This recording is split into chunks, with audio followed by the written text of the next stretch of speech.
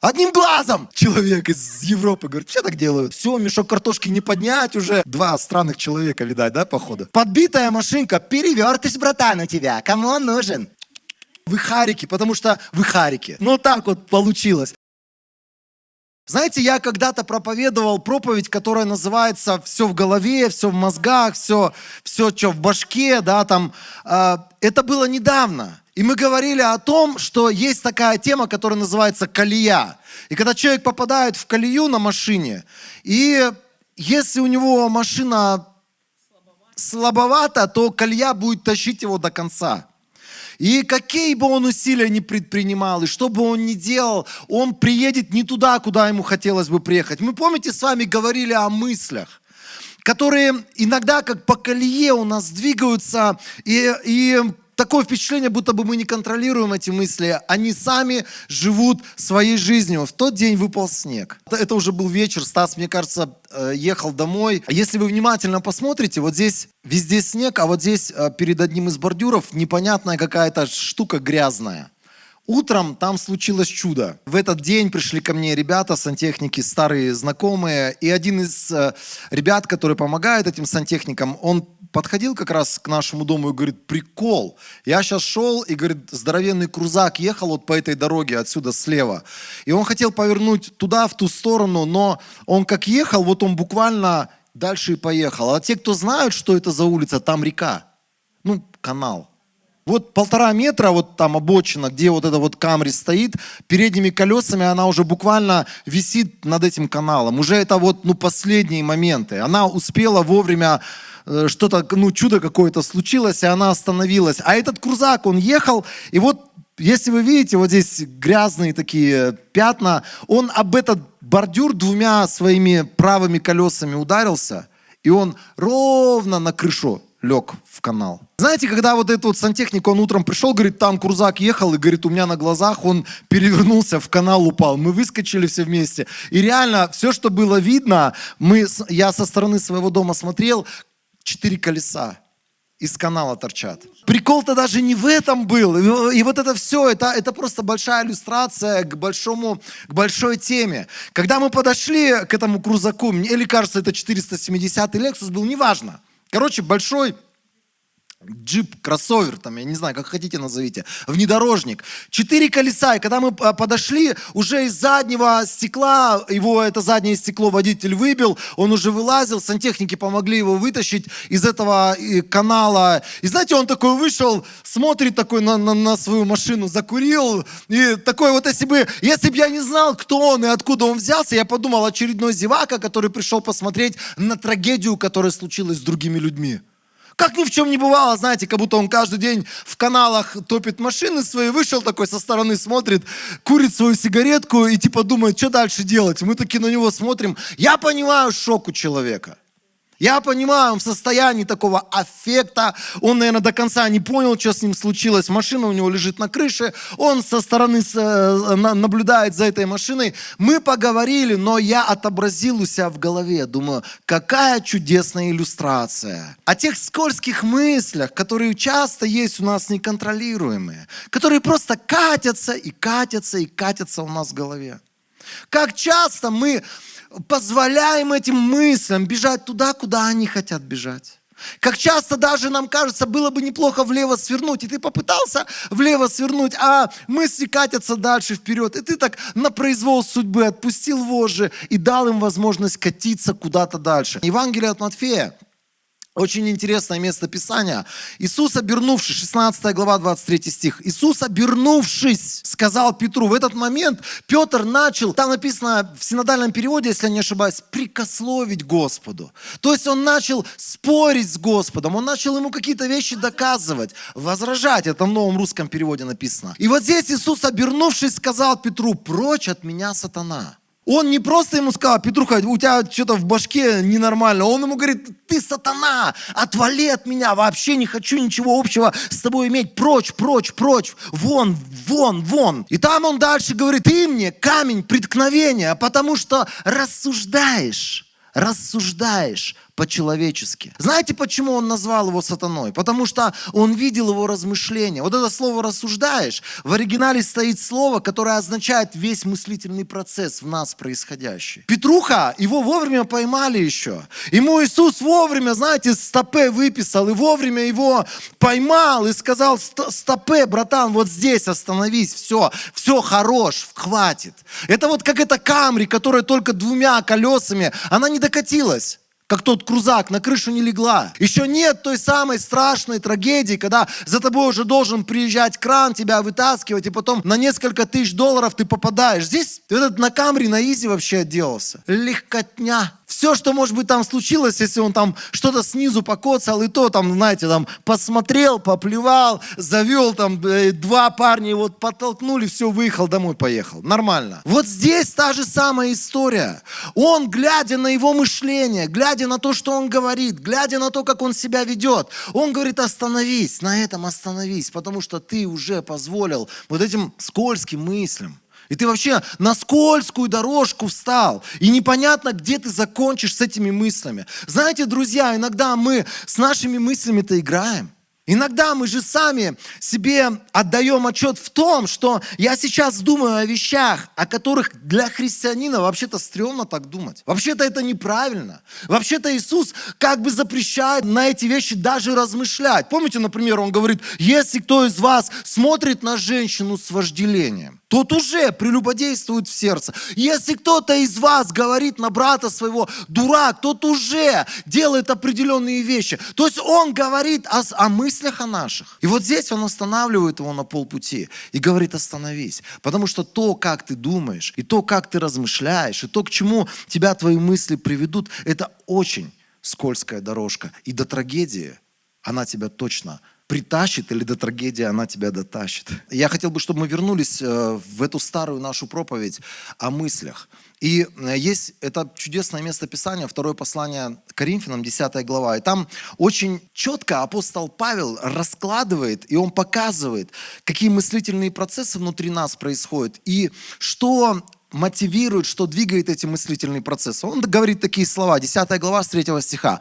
«Хотя мы и живем в этом мире, мы не воюем так, как этот мир. Мы не воюем оружием обычным, которое существует у этого мира». Дальше он говорит: мы сражаемся не обычным оружием, но оружием Бога, которое способно разрушить самые неприступные духовные твердыни. Мы опровергаем доводы и опрокидываем все надменно воздвигаемые препятствия против познания Бога. Мы берем в плен каждую мысль, чтобы сделать ее послушной Христу.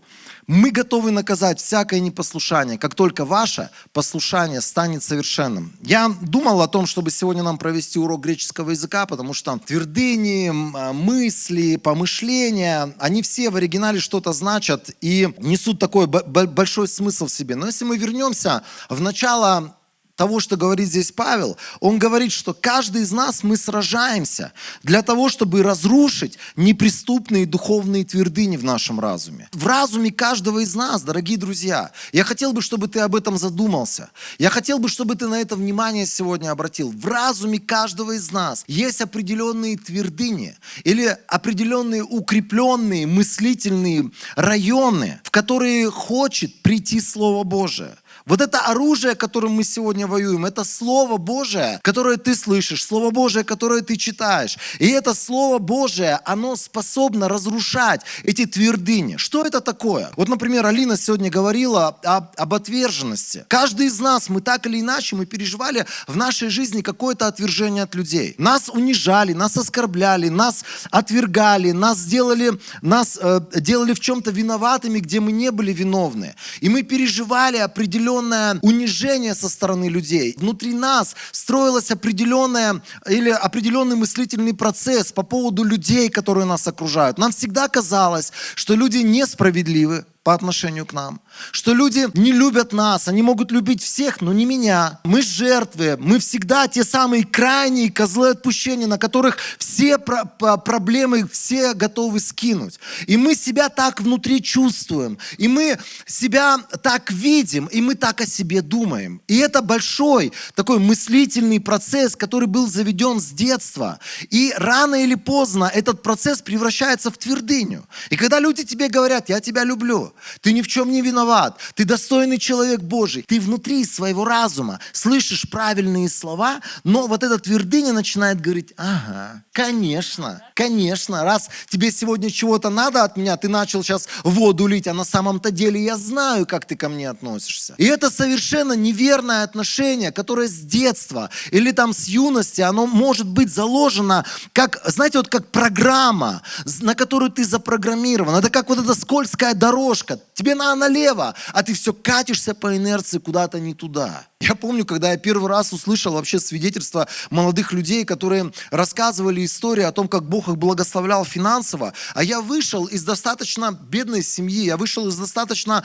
нуждающегося слоя населения, и в тот самый момент, знаете, у меня были разные мысли, которые дьявол вот здесь в голову накидывал, и я в это верил. К примеру, что я не из богатой семьи, я не из семьи, в которой могут дать тебе там, какой-то толчок, пинок или поддержку могут оказать, чтобы там хорошее образование получить, чтобы на хорошую работу тебя трудоустроить и тому подобное. И я помню, сидел и первый раз я слушал свидетельства, мне буквально несколько месяцев, там, может быть, несколько недель во Христе было.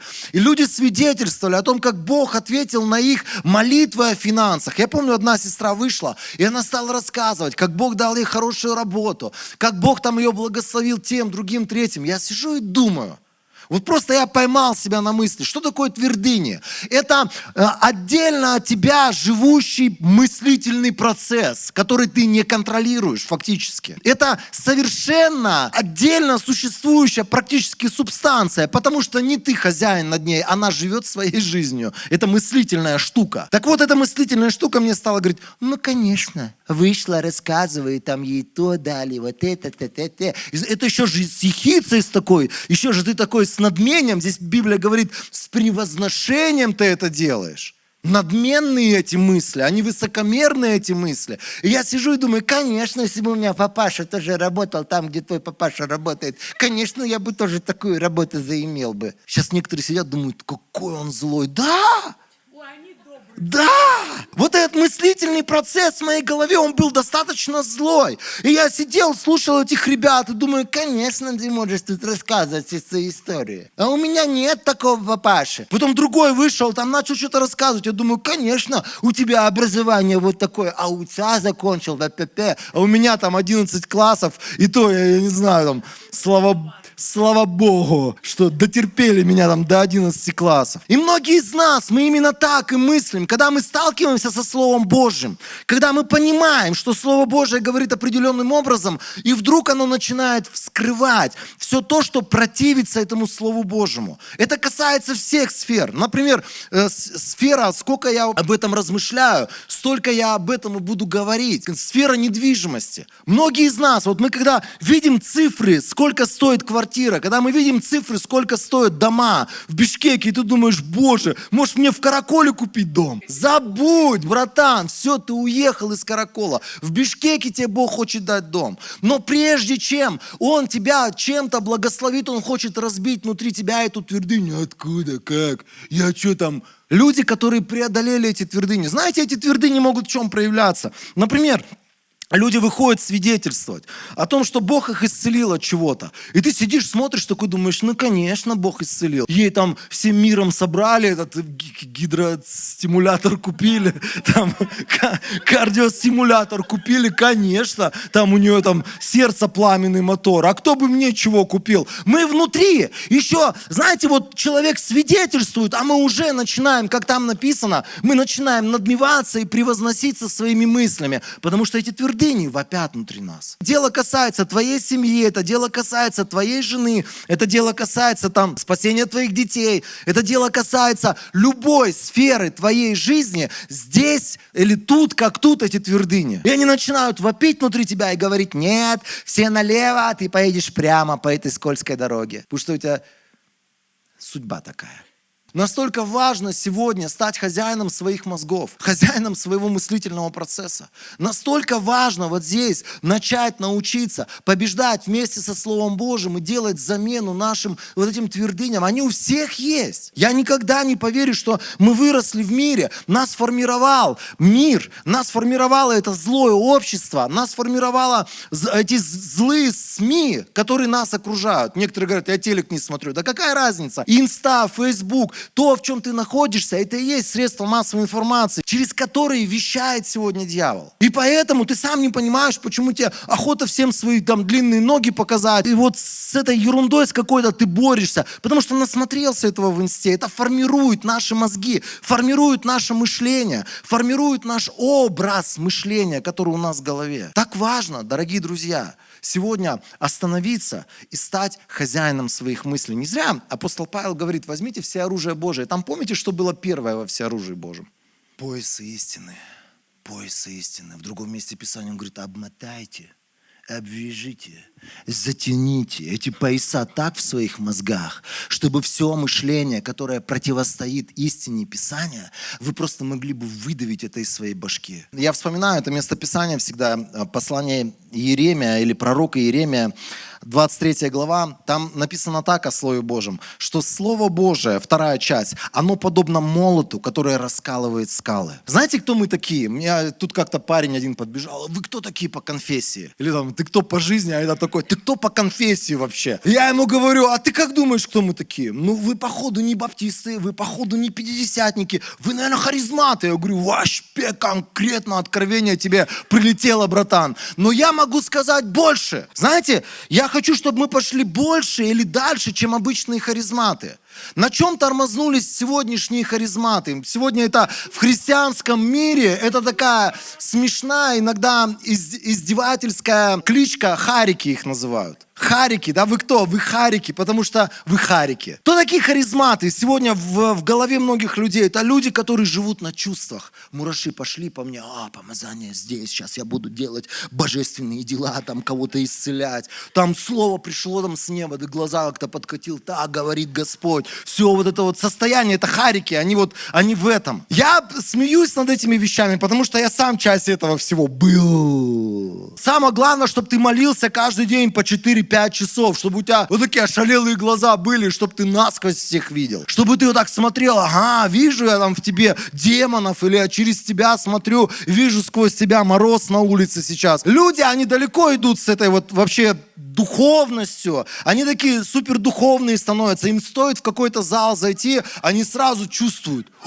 Чувствую, здесь 14 духов разных есть. И он начинает перечислять. Ко мне там один приходит, говорит, там тому-то брату передай, которому ты ездишь в одну церковь. Над его церковью 3 духа, я видел их. И ты думаешь, как это кому поможет вообще? Да, это показывает, насколько ты крут вообще. Насколько ты духовен, насколько ты духов всяких видишь. Да, это может быть кого-то впечатляет. Но мы не останавливаемся на этом, друзья. Мы это прошли, мы это прожили. Вот эти чувственные какие-то переживания. И мы понимаем сегодня, что мы обновленные харики, потому что мы хотим поставить на первое место Его драгоценное Слово. И мы понимаем, только Слово Божие, оно меняет людей. Только Слово Божие делает нас стабильными. Только Слово Божие, которое мы вкладываем в свои мозги, оно может менять наше мышление. Оно может заряжать нас совершенно на другие какие-то идеи. И оно может производить совершенно другие плоды. Молитва – это вторая вещь. Я вам сейчас крамольные вещи говорю. Многие ставят молитву на первое место только после Писания. Пророчество у многих на первом месте. Мне вот такой пророк приехал, сказал там, вот это будет твоя жена, вот эти будут твои дети, вон те с теми ты будешь бизнес делать, и все, и ты за это зацепился.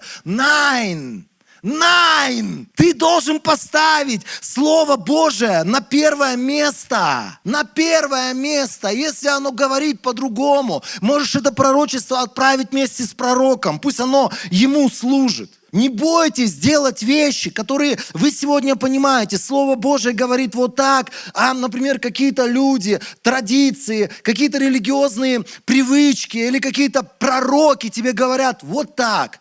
Ставь на первое место Слово Божие. На первое место Слово Божие. Помните тех самых юношей, которые победили лукавого? И они были, Библия говорит, они были сильны. Помните 1 Иоанна 2 глава? Мы об этом с вами говорили о мыслях. Что с ними было уникального и удивительного? Слово истины поселилось в них. Пришло время нам становиться харизматами, которые стабильные, которые уже не дети, и которые уже не ведутся от каких-то чувствований, которые знают, что говорит Писание, которые стоят на этом Писании, которые двигаются Писанием и которые Писание ставят на первое место. Второе уже молитвы, пророчества, чувства. Знаешь, вот утром я просыпаюсь, есть у меня чувства, нет у меня чувств. Я знаю одно, так говорит Писание, что я любимый Сын Божий, что Он сегодня за меня, Он держит меня в своих крепких руках, даже если я ничего не чувствую. Даже если я чувствую просто, что на улице холодно, это ничего не отменяет моей жизни, потому что Библия нисколько не изменилась по отношению ко мне. Найди все, что Библия говорит о твоей ситуации. Вот у тебя с деньгами проблемы, вот у тебя с семьей проблемы. Ты как муж, может быть, сегодня, ты стал человеком, который переживает вот это вот скользкое время, и до трагедии недалеко. Разрыв, развод, распад. Возьми, что говорит Библия, и начни с себя. Вот, как муж, я начну делать то, что здесь сказано. Греет, питает, заботится, жену покрывает любовью, баней водной омывает. Баней водная омывает. Это человек, который благословляет, своими молитвами покрывает этого человека, и который Словом Божьим направляет свою семью, двигает свою семью по колее Слова Божьего. Это то, что муж должен делать. Он пример человека, который поклоняется Богу. Знаете, друзья, вот есть в нашей жизни, вот как минимум, смотрите, деньги – это сфера нашей жизни, которую мне надо поставить на колею Слова Божьего.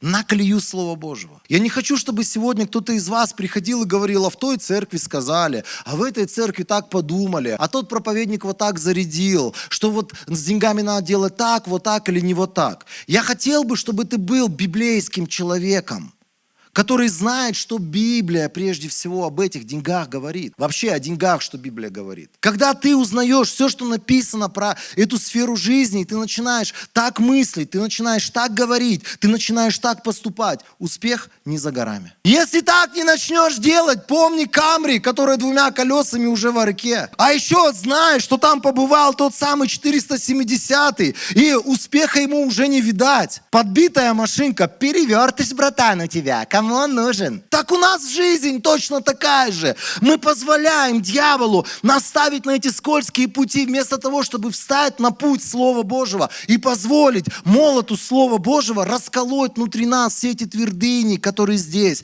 понастроены в голове. Я был недавно в одной церкви, ко мне подходит женщина одна, говорит, прикинь, Денис, ты молился, вот помнишь за моего ребенка? Я говорю, не помню. Да неважно. Короче, ребенок там, ему 2-3 года, маленькая девочка, она болела вообще сумасшедшим образом аллергией. То есть вот там что-то съедала и коростой буквально покрывалась. Там чесалась так, что там до кровяных болячек это все начесывало, и там короста у него была. Он говорит, ты просто помолился, возложил руку, говорит, мы приняли по вере, что невероятное исцеление сверхъестественно коснется этого ребенка. Говорит, буквально через короткое время мы стали замечать, что бы она ни ела, как бы она ни ела, нет никакой коросты, нет никаких проблем с этим. Я помню, я лежал, я не раз это повторял и буду повторять, доколе я жив. Я лежал с поломанным позвоночником, 3 позвонка были поломаны. И дьявол мне уже наболтал в уши, он сказал, все, хандец, братан, капец ты, Денис, будешь лежать теперь, капец непонятно, когда там выздоровеешь, все, знаете, вот эти вот мысли, они атакуют же тебя. Еще вокруг люди, они такие тоже, все, теперь там 3 килограмма не поднять, там мешок картошки. Почему-то все картошкой всегда мерят, что можно поднять на себя. Все, мешок картошки не поднять уже. Они там все страдают. И ты вместе с ними, да, мешок картошки не поднять, конечно. Все, жизнь кончилась после этого. Чмо, ты мешок картошки поднять не можешь. Все. Нафиг ты живешь вообще? Вот эти вот мысли, все, они приходят в твою голову 80 дней на твердом, потом ЛФК бесконечное, потом обследование, потом ты постоянно, как этот хромоножка, ты всегда будешь приходить к врачам, а посмотрите, послушайте, там, я еще буду жить пару лет или не буду. Вот это состояние, оно накатывает же, оно накатывает.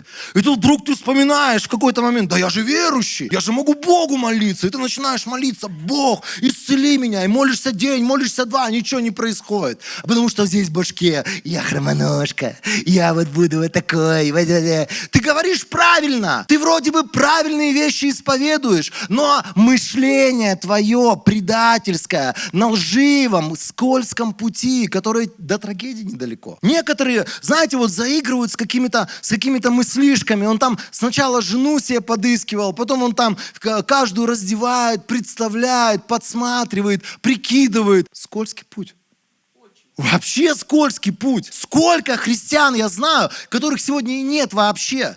Которые просто, извините, пожалуйста, опозорили имя Христа. Которые сегодня стали позорищем в Царстве Божьем. Потому что многие сегодня тыкают и говорят, рассказывал, как жить надо, живет как чмо последнее. Это люди, которые, знаете, он заигрывал с этим скользким путем. Не заигрывайте, друзья, если вы понимаете, это не Божьи мысли. Если вы понимаете, эти мысли пришли не от Отца вашего Небесного, бросайте их подальше от своей головы. 12 глава послания Римлянам. С 1 стиха апостол Павел, он говорит такие слова. «Умоляю вас, братья, ради милости Божией».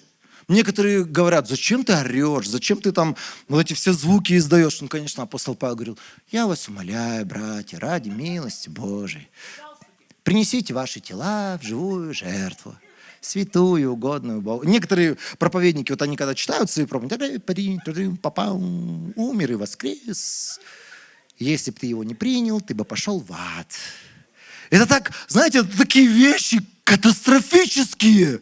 Это вещи, о которых надо орать, трясти человека и говорить. Вот как здесь апостол Павел, я представляю, он говорил, приди в себя уже, блин. И он говорит, вообще все оставь, принеси свое тело в жертву живую, святую, угодную Богу. И это и есть подобающее для вас служение Ему. А дальше 2 стих. Не приспосабливайтесь к образу жизни этого мира. Что это значит? Все крадут, и я краду. Все врут, и я вру. Все матом базарят. Ну, как минимум, блогеров мартиршинных слушают. Ну, ничего тут такого. Это же жизнь такая, не я такой. Все, когда едут за рулем, говорят, о, козел, баран, чмо, чушпан, двигайся, пошел вон. Апостол Павел говорит, ты что, чувак? Ты что у тебя в голове? Ну не приспосабливайся ты жить так, как живут эти люди. Приспособленцы такие. Он как бы и с миром свой. Он приходит, о, братан, салам алейкум, кандай, жизнь там, давай нальем, давай там закурим, давай курнем, дыхнем, пухнем, там пыхнем, там чего-нибудь еще сделаем. Да, конечно, там сегодня можно. А потом в церковь приходит такой, здравствуйте. Аллилуйя, слава Богу, руки поднимаем, танцуем, вот такие вот движения создаем, глаза закрываем, когда Алина говорит. Такой свой везде, приспособился и там, приспособился и здесь. Я такой, знаете, приезжаю на крутое, там туса крутая, крутой известный проповедник Бишкек приехал, о котором все говорят, вау, прямо вот... Я приехал, думаю, подожду, мне там встретиться надо было. И такие выходят 2 сестры. О, Бог коснулся, наконец-таки Бог ответил. Там, знаете, вот такой вот, вау, у них столько эмоций, прям плещет. И они так подходят к машине, плюм, открылась машина. Я смотрю, она что-то достала. Я думаю, мне показалось? Я такой раз думаю, ну-ка, стопе. Она такая, со своей дудкой. И там что-то рассказывает, как Бог ее коснулся, как Бог двигает, как... И ты такой, что, так можно было, что ли? Сорямба, ребят, это не наш путь. Я не хочу быть приспособленцем. Вообще, по мне так вот это слово приспособленец, немножко в этом есть что-то омерзительное. омерзительное, что-то такое скотское в этом есть.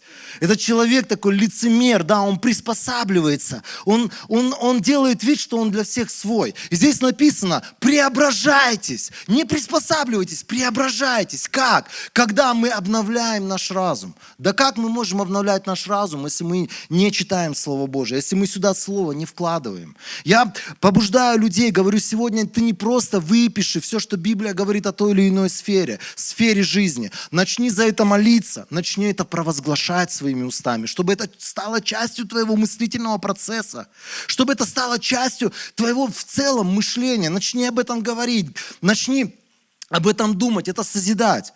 Когда я стал понимать, что, например, я говорю-то правильно, например, внутри меня страхи, что меня вернут в реанимацию, возвращаясь к своему моменту, когда у меня позвоночник поломанный был, я стал понимать, что, оказывается, я могу говорить правильно, но внутри я неправильно думаю. Я сказал: во имя Иисуса, прости меня, Бог, за страхи, за неверие, которому я позволил жить внутри себя. И я просто каждый день, 8 или 9 дней, каждый день я открывал слова, которые говорят об исцелении. Я просто размышлял над ними. Я думал над этими словами. Знаете, вот как будто бы ты как корова берешь вот этот листочек, и ты его жуешь. У тебя там этот желудочек есть. Ты его туда раз, потом обратно. Туда, обратно. Ты как корова, ты продолжаешь жевать, размышлять, думать. Тебе дьявол говорит: нет, не так. Ты говоришь: пошел вон пока что, мне не до тебя, у меня свои тут процессы коровьи происходят. Ты продолжаешь заставлять свой разум думать над каким-то словом, которое сам Бог сказал. Там написано так: обновляй свой разум, Денис, чтобы тебе постичь, чтобы ты смог вообще постичь волю Божию. Почему многие люди, они вне воли Божией? Знаете, что такое воля Божия? Это когда ты в центре совершенного Божьего пути. И ты особо ничего не делаешь, особо ничего не прилагаешь, а ты видишь, как срастается все. Как происходит все, и жена у тебя правильная, и с детьми что-то доброе происходит, и с финансами как-то Бог заботится, хотя вроде бы все шло не так. И ты понимаешь, ты просто в центре воли Божией. Когда ты внутри этой воли Божией, тогда Божьи благословения бежать за тобой будут. Как Дерек Принц сказал, они будут просто настигать тебя.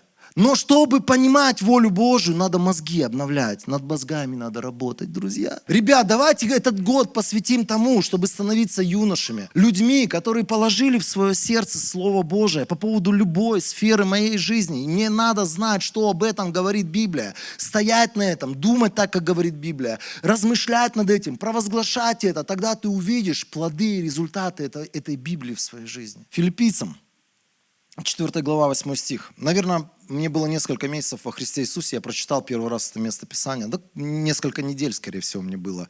И я начал понимать, вот здесь написано: наконец, братья, это он наконец, под концовку он вообще говорит: теперь, братья, когда вот вы заканчиваете, размышляйте о том, что истинно, благородно, справедливо, чисто, приятно, восхитительно, о том, в чем есть добродетель, и о том, что достойно похвалы. Пусть это занимает ваши мысли. И я подумал: ё-моё. А у меня все, что грязно, все, что нечестиво, все, что неправедно, все, что какая-то чепуха из каких-то там старых воспоминаний, какая-то ерунда, которую мне люди сказали, я это так близко к сердцу воспринял, я это гоняю в своей голове. Я думаю: что я? Трэш-кен, что ли, какой-то? Мусорка? Менташтанды, что ли? Я мусорка, что ли? Зачем мне вот что-то, что вот сюда не вмещается? И знаете, давайте вот хотя бы здесь мы греческий вспомним.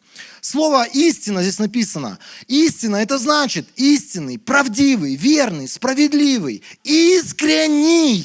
Это подчеркивает противоположность обману. Вот все, что внутри нас, когда внутри нас появляются желания кого-то обмануть, кого-то как-то надурить, кого-то кинуть, кого-то как-то обвести вокруг пальцев, вспоминай, что здесь Бог говорит: не-не-не-не-не, ты не трэш-кен, не таштандан ты, брат. Чисто — это значит непорочный, невинный, чистый, праведный, целомудренный. Братья, особенно, пожалуйста, вот напоследок хочу к вам обратить слово. Знаете, что такое целомудренный? Вот есть у тебя в компе всякие разные там закладки, странички, история просмотров. Там не должно быть ничего, что с голенькими женщинами связано.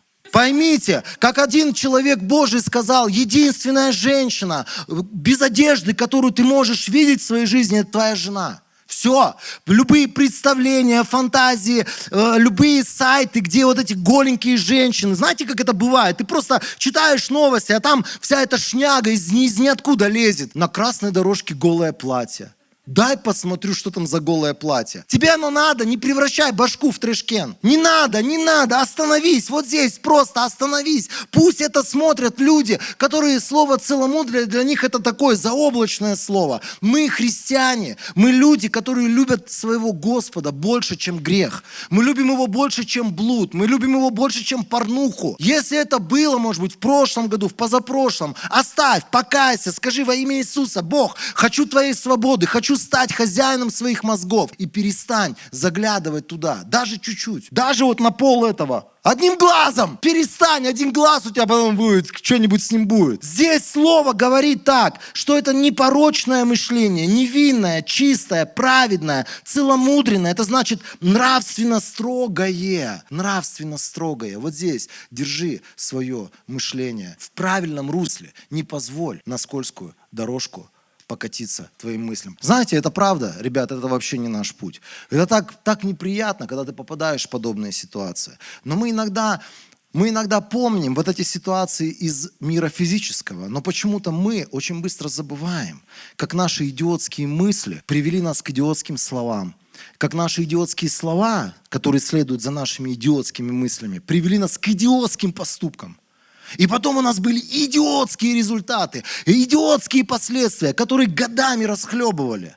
Остановись. Когда ты понимаешь, покатился, остановись. Позволь просто мотору заглохнуть. Просто позволь всему этому миру, который тебя окружает, который на тебя влияет, который орет в твои мозги. Позволь этому всему заглохнуть в твоей жизни. Обратись к Слову Божьему и обвяжи свои мозги Словом Божьим. Так легко мы друг друга осуждаем, так легко мы друг на друга говорим какое-то зло, так легко мы обижаемся, так легко мы судим, так легко мы превозносимся друг над другом. Так легко это все происходит, потому что вот здесь неуправляемые процессы в голове, которые нас тащат, которые нас ведут, и потом ты лежишь в канале колесами кверху. Закрой свои глаза, мы помолимся. Небесный Отец, спасибо Тебе за драгоценное Слово Божие, которое способно разбивать сегодня любые скалы, любые твердыни.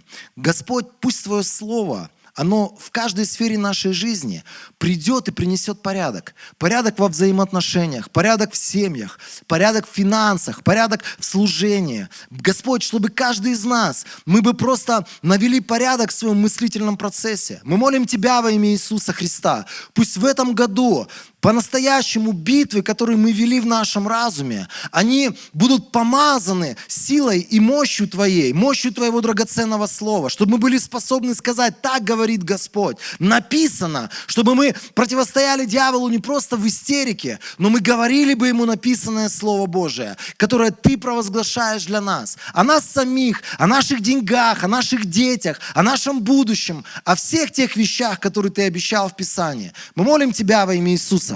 Дай нам благодать обновляться в нашем разуме. Дай нам благодать сегодня обвязывать наш разум и не позволять сеять в наш разум ложь, которая приходит из преисподней во имя Иисуса. Благодарим Тебя за Твою церковь, которая не просто харизматическая, но стоит на Слове Божьем. Благодарим Тебя за Твоих Божьих людей, которые не просто чувствуют, не просто видят, не просто молятся, но которые еще стоят на Слове Божьем, которые способны утверждать Слово Божие, даже если все чувства против, даже если все обстоятельства против, во имя Иисуса. Мы молим Тебя, Господь, чтобы мы были людьми, которые в этом году становятся стабильными. Господь, людьми, которые способны порабощать свои чувства, порабощать свои мысли, порабощать всю ту ложь, которая, может быть, годами жила внутри нас, во имя Иисуса Христа. Спасибо Тебе за все. Аминь.